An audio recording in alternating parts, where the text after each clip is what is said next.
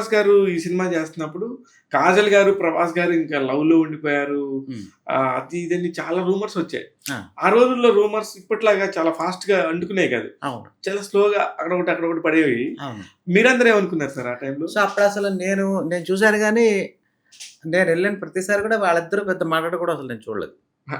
అది ఓకే. మనకు అసలు తెలుసు. అప్పుడు కానీ ఆ రూమర్ పాయింట్ ఆఫ్ వ్యూలో రూమర్ అంటే జనరల్‌గా ఏంటంటే ఒక హీరోయిన్, ఒక హీరో చేసేప్పుడు మెయిన్ ఆ జంట బావుందనుకోండి, ఆ ఆ! కెమిస్ట్రీ బావుందంటే ఆటోమేటిక్‌గా మైండ్‌లో ఎలా ఉంటదంటే వచ్చేస్తది కదా! వచ్చేస్తది. అలా మాకు లోపలైతే అంత ఇంటర్నల్‌గా అంత ఎక్కువైతే రాలేదు హ్మ్. అప్పుడు. ఎందుకంటే మేమున్నాం కదా లొకేషన్‌లో. అదే.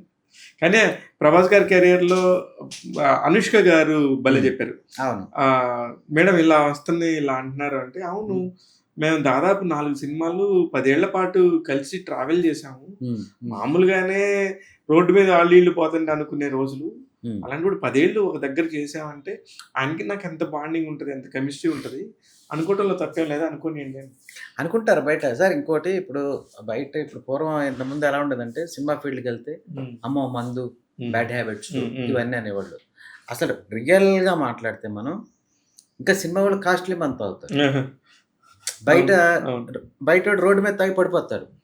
ఆడికి యాక్సిడెంట్ అవ్వచ్చు, ఏదైనా అవ్వచ్చు. ఇక్కడ ఇంకా హోటల్‌లో పడతారు. అవును. మంచి మందు తాగుతాడు.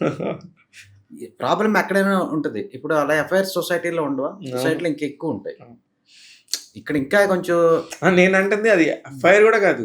అసలు ఏమీ లేని దగ్గర గూడా ఒక రూమర్‌ని అలా క్రియేట్ జేసి వస్తే క్లోజ్‌గా మాట్లాడకుండా ఇప్పుడు సొసైటీ అంటే అది కదా! ఒక అమ్మాయి, అబ్బాయి క్లోజ్‌గా ఉంటే ఉండొచ్చు. ఉందో లేదా అన్నదే నాకేమనిపిస్తుందంటే అసలు ఆళ్ళిద్దరికి తప్ప దేవుడికి కూడా తెలీదనిపిస్తది. అవును. అంతే కదా! యాస్ ఎ రైటర్ గాబట్టి మీరు అందంగా జెప్పారు. ఆ! మామూలు ప్రేక్షకుడు ఎలా జెప్పుకుంటాడు సార్ పాపం వాడేదో అవును. రూమర్ జెప్పుకుంటాడు. వాళ్ళకి అలాగే ఉంటది. ఇప్పుడు మనం ఊరెళ్తాం కదా!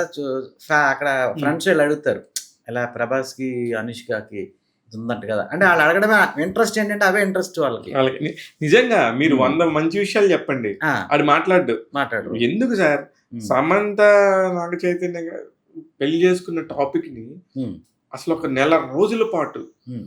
ఎక్కడెక్కడి నుంచో దేశ విదేశాల నుంచి ఫోను చేసి మనం ఇండస్ట్రీలో ఉంటాం కదా! అవును. మేము జర్నలిస్ట్‌లో అని తెలుసు కదా! హ్మ్. ఫోను చేసి హ్మ్. ఒకటేమైన క్వెషన్స్ వాళ్ళిద్దరికి ఎక్కడ పరిచయం? ఆ! పెళ్లి చేసుకున్నప్పుడు. ఆ! నేనంటుంది ఇంక తర్వాత విడిపోయినప్పుడైతే ఇంక చెప్పలేం. ఆ కథ వేరే. హ్మ్. హ్మ్. అసలు ఎందుకు విడిపోయారనే గాథ. హ్మ్. కానీ హ్మ్. చేసుకునేటప్పుడు కూడా ఎన్నొచ్చినాయో. అవును. అవును. అంటే ఆ క్యూరియాసిటీ జనాలకి క్యూరియాసిటీ జనాలకి ఆ టాపిక్ ఇంట్రెస్ట్ కదా! ఇప్పుడు. అది మనమేం చేయలేం. దానికి మనం ఏం చేయలేమది. అది ఇంకా మనం ఎంత నాలెడ్జ్‌గా మాట్లాడదాం అనుకున్నా కొన్ని హ్మ్. అవ్వవు.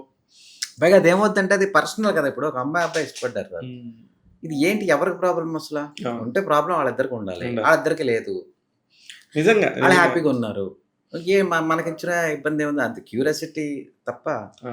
సో, నాకు 'ప్రభాస్' కూడా ఆ టైప్ ఎక్కడ బిహేవియర్ ఎప్పుడు కనపడదు. ఎందుకంటే నేను 'రెబెల్‌లో' చూసాను. అవును.